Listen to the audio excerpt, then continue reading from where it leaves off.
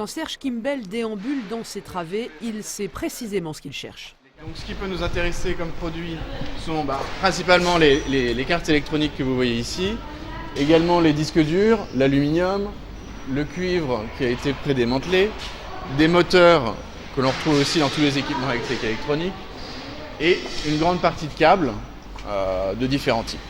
Les ateliers d'Étran, basés à Dieppe, sont l'un de ses fournisseurs. Ils traitent chaque année 600 tonnes de déchets des équipements électriques et électroniques.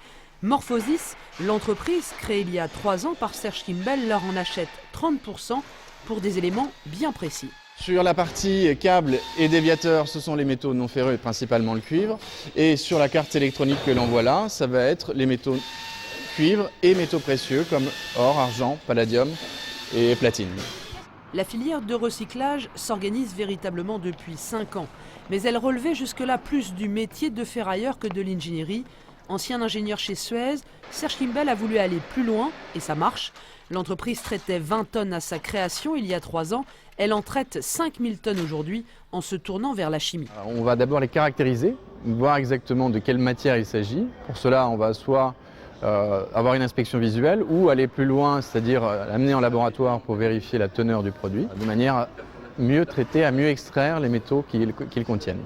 Morphosis s'affiche aujourd'hui un chiffre d'affaires de 4 millions d'euros. En un an, elle est passée de 4 à 11 salariés, notamment des ingénieurs.